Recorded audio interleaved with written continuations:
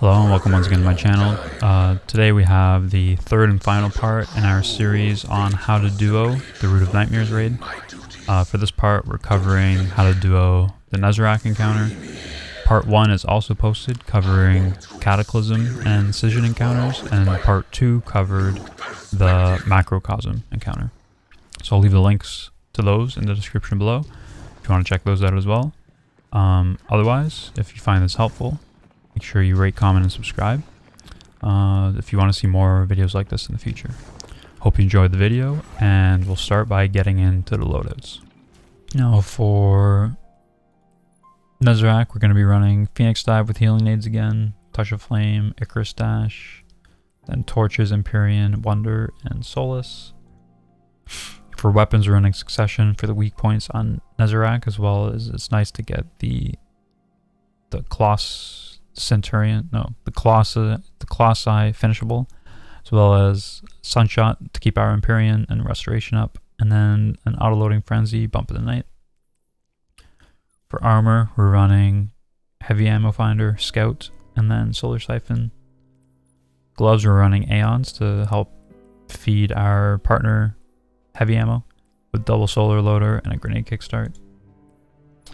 Chest piece, we're running Void Resistance, Double Void to prevent getting one-shot by the glaives, as well as Harmonic Resistance. For boots, we're running Kinetic and Stasis Scav with Recuperation, and then Release Recover. This mod is super important, so you want at least one, really all you need is one piece of raid armor. Ideally, it would be your bond to keep your stats as good as possible with your Artifice armor if you have it.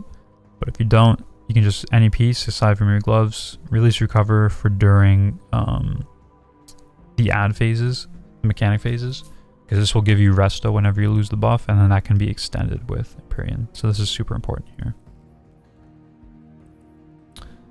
And then we have Proximity Ward to give us an overshield while we're finishing for heavy, make things a little bit safer.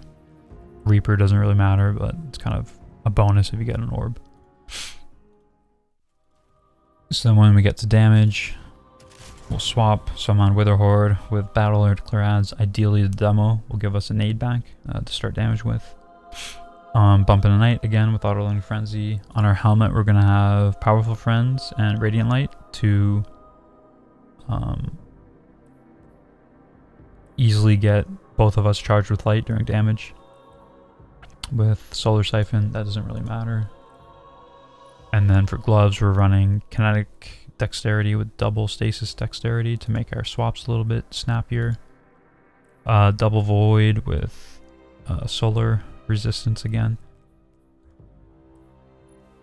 And then we're going to run double Stasis Surges with a Kinetic Surge. And then double Time Dilation on the bond. And that's it. So then after we're done damage, we'll obviously swap back to this. So we have our scavs and everything, do the add phase, and then swap back afterwards. And now let's move to Shloop's loadouts. So for Nezarec, we're running Phoenix Dive again with healing nades, Empyrean, Solace, Resolve, and Torches with Touch of Flame and Icarus Dash. So we're running Succession, and this is to break the crits on Nezarec and hit his chest. It's also pretty handy for getting the Colossus low.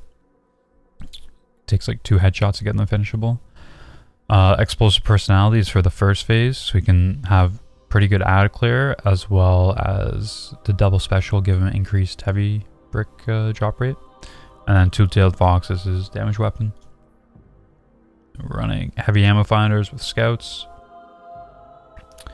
Aeons is very important. We're both going to be running Aeons to finish adds for each other.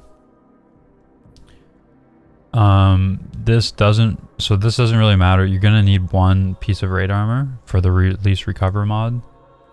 And this is whenever you lose one of the buffs, you get resto, and then combined with a solar weapon, you can just keep the restoration up, just as you would with Empyrean. And then on boots, we have triple recuperation, And then Proximity Ward is good again for getting overshields when you go to finish the Colossus with Aeons. So then for damage, he's staying on Succession. Callous Mini Tool in between shots. And then Two-Tailed Fox is going to be his primary. He's basically just going to sit there and mag dump Two-Tailed for the most part. In between, and then throw fusions in between when he can. Radiant Light and Powerful Friends here is very important to give me Charger's Light. I also have this on my helmet. Void Loaders for Two-Tailed Fox, so he can get more off. Concussive and Solar damage resistances. Void Weapon Surges for Two-Tailed again. And then double time dilation to have as much uptime as possible. So with the loadouts out of the way, let's now get into the talk through portion of this video. So obviously want to rally on reserves. This talk through will be based on timing for if you're flawless up until this point. Timing is a little bit different if you're not. So we're going to just run up to Nezarec to start the encounter. And we're waiting for the orb to spawn. The whole node thing here at the start. As soon as it spawns, we're going to melee it. And then immediately shoot a shoulder. That's the timing for if you are flawless. So you shoot the shoulder.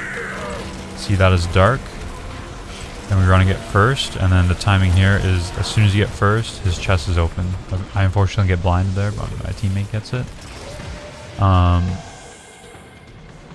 Now if it's not flawless, you have time to get the node, get first, and then run back to the node to then get his shoulders.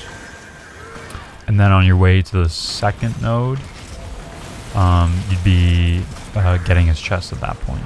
So the timing is slightly different. So for when we get the refuge mechanic here, we do it after 3 connections. That seems to be the best to not screw you over on timing in the future. While we're getting the refuge, we're also getting the Centurions low with our successions to get finishers for each other. So we're finishing middle and left side Centurions as much as we can.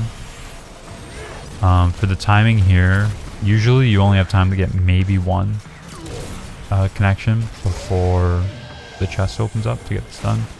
We don't have to worry about shoulders this time since we're close to finishing. And we always want to call out to a partner when we're on our last. So where we'll do damage from is this back left pedal there. So we come up here to swap and clear any adds that we can with Battler to try to get an aid back sooner.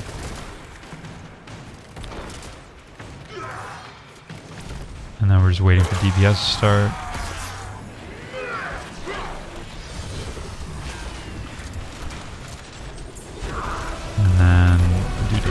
So the rotation is Wither Horde, Bump in the Night, shoot some Battler while Bump in the Night and Wither Horde are auto reloading. And just spam the fusion aids and then swap back. I did fuck up the rotation slightly here, but that's okay. This is still very easy 3-phase damage. We have had it 2-phase before. But we're usually out of rockets for Final Stand, so it makes Final Stand super tight. So I would recommend just doing the 3-phase so you have enough rockets. You ideally want like 2 rockets going in the Final Stand. So here we're just clearing any remaining adds. As soon as the adds spawn, that's when the shoulders are up. There's dark again.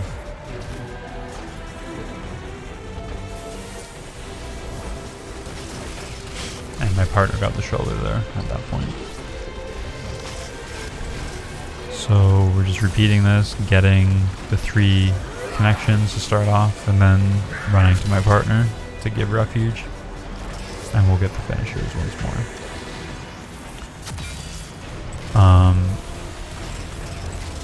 This encounter would be way harder without the release recover mod that gives you resto when you lose the buff. Otherwise, not too bad. It's just the time, getting the timing down on when to get the chest stuns is probably the hardest part. Once you get that done, you're not getting griefed nearly as much with the booping around and all that. So we get 2 finishers here for my partner, and then we continue.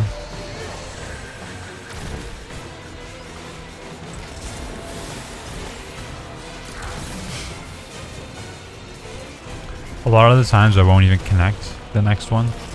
I'll just kind of camp his chest as well to get the stun immediately. That you can also do that depending on... I would probably only do that if the refuge was on light side. Because you do get a little bit behind when you have to go to the person for the refuge. Get them in the refuge. Alright, so here's another DPS phase. And like the part 2 of this video series for the last mechanic / DPS phase, I'll leave the comms open and not do the talk through, just so you can hear what we're calming in the runs. So he pops the well to give me armor charges here with the radiant light.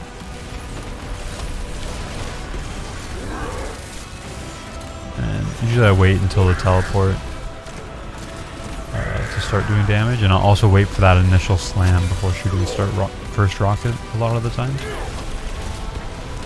I did well a little bit late there. Usually I do it once he teleports, just to give my partner surges as well.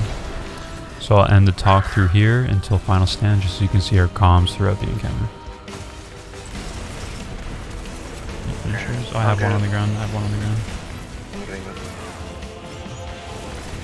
I have 5. It should be fine. Oh, you have to carry on the shoulder pops. I have no ammo. It's fine. There's light. Okay. In the chest.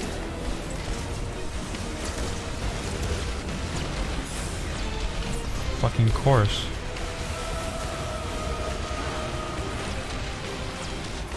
Yeah, I don't know where all my fucking ammo went. I think I got it. I got it. You did.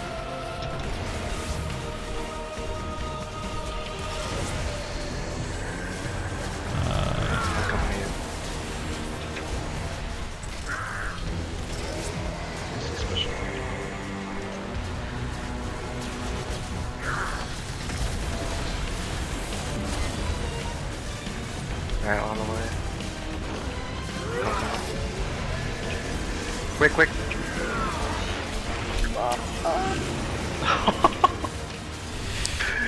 You like outran it. Do we need to get a second one? No.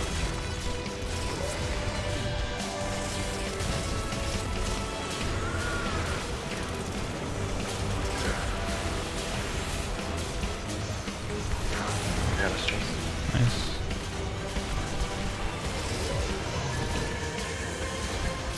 I don't know, source all the way up to the beginning.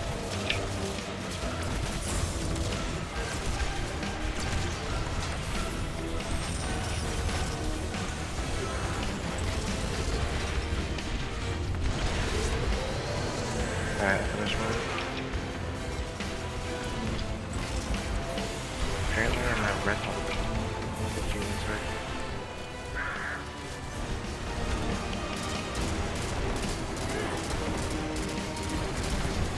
I wish I'd shoot to loot right now. I'm gonna try to get it. So I was getting ammo here just to be safe for Wither Horde. I kind of screwed myself though, because I lost out on a lot of damage time here, and I probably really didn't need it.